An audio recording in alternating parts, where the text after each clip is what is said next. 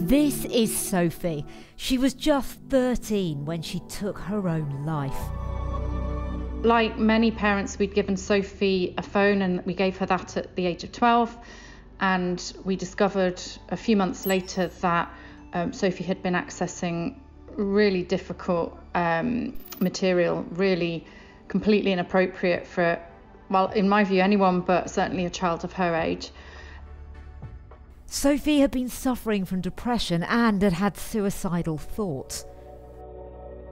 Really hard bit for us was after Sophie had died and we interrogated her iPad, we found some really difficult imagery and some guides as to how Sophie could take her own life and what would be a suitable method for doing that. And that was really, really hard to see afterwards. It's very easy to blame the parents and say, well, what on earth were you doing giving your phone to a 12-year-old, giving a mobile phone? But actually, we had parental controls at home and we had parental controls through the school. But these days, as you start to give a little bit more freedom to your teenagers, and as Sophie reached the age of 13, she started to get the bus with her older brother, the internet is ubiquitous. And I would question how many parents know exactly what is going on their 13, 14, 15-year-old's mobile phone and what they've actually seen and what they haven't. Recently, a video of a young man taking his own life was posted on Facebook and subsequently spread to other platforms, including TikTok, where it took days to be removed. Just this week, Instagram announced that it'll extend the use of artificial intelligence to spot this type of content to its EU users. It can then make it less visible and, in extreme cases, remove it. But this is a problem that exists across the industry. So I've been looking at Safe to Watch, a new AI video tracking platform that aims to help, which I've tested on an episode of the BBC's Harlots. So the software is set to detect sensitive imagery, and if it detects it, then it will grey the image out, thus prevent it from being seen.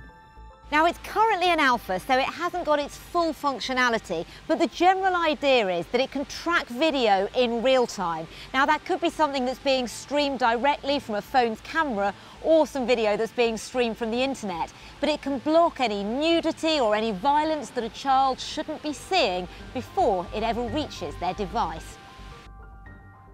This is all about semantic understanding, so the artificial intelligence isn't just looking at the image, it's basically contextualizing everything around it, including audio. So Safe to Watch also can analyze, detect and prevent threats in cartoons and anime.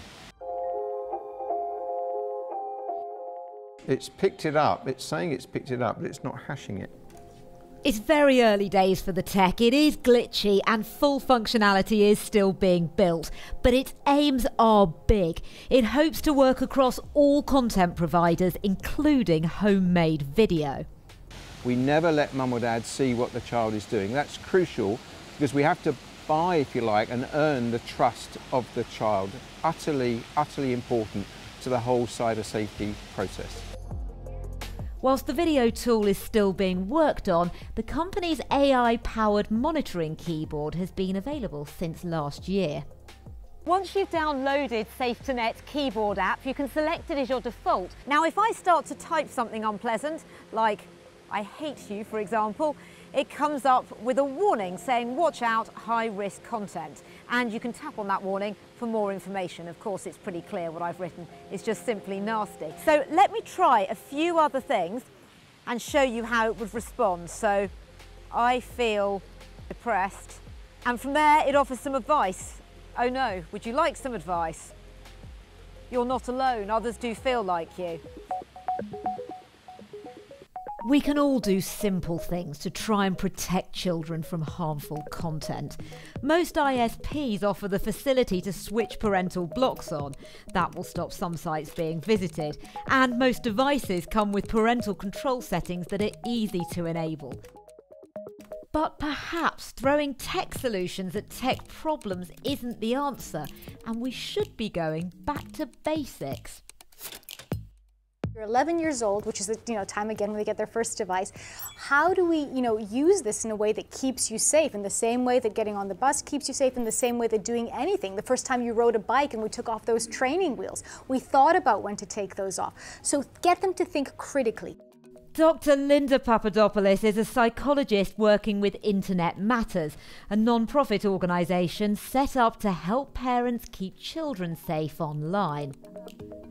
She believes that giving kids the confidence to freely speak to their parents if they do experience a problem online is crucial. First thing is, what does it mean? What does inappropriate mean? Secondly, even if you don't, know if it's inappropriate, if it makes you feel uncomfortable, come to me. And thirdly, take a pause before you react. If you actually go onto a browser now and type in certain words into the bar at the top, with a public browser at the top of your Facebook account, your Instagram account, you'll find the same imagery and the same live videos coming up today as you did back then. And Sophie died 6 years ago. And I think that says a lot about the control that these companies actually have on removing the material. It's obviously not being removed quick enough to be able to stop harming our children. Ruth Moss there. With us now is Andy Burrows, who's the head of Child Safety Online for the NSPCC. Andy, hi. Hello there.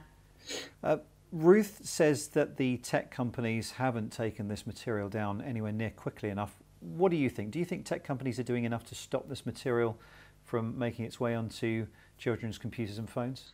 We know that for many years tech firms really haven't done enough to make sure that their services are fundamentally safe for children to use. We know that tech companies make design choices when they build products about how to create really great immersive products, about how to keep us on services for as long as possible. What we really want to see the big tech firms do is also then consider safety at the design stage, because it's those choices about whether you introduce a particular feature, whether you introduce it in a certain way, whether you use algorithms in a responsible way that isn't pushing out damaging self-harm and suicide content, for example. In your experience, what are the biggest online dangers for teens? Well, we are particularly concerned about the risk of online grooming that lots of children and young people face. So our research shows that 1 in 25 teenagers on some of the largest social networks have had a request to send sexual content of themselves to an adult, or they've received that content from an adult. We know that the design features in how a lot of the social networks run really help to accentuate that risk. So think about, for example, the algorithmically suggested friend suggestions that all of us get on our accounts. We know that groomers can exploit those design features. Quite literally, every time they refresh a page, there'll be a fresh list of children who they can contact. And that's really analogous to the phishing emails that all of us get. The principle is contact large numbers of children in the expectation that a relatively small number may click that friend request, and then the process of grooming can begin. And it is difficult for the parents. Do you think the parents are getting enough of an education about how to deal with this? It is really hard for parents, and when you think about how quickly new apps and sites and games come from nowhere and then become ubiquitous, it can be really hard for parents to keep up. Children, unfortunately, will be exposed to harmful and inappropriate content and potentially to harmful behaviour from others online. And if that happens, the most important thing to do is to sit and work through that with your child. To take away devices would not only be an overreaction, but it doesn't then help to make sure that your child is safer in future. Andy Burrows, thanks so much for your time.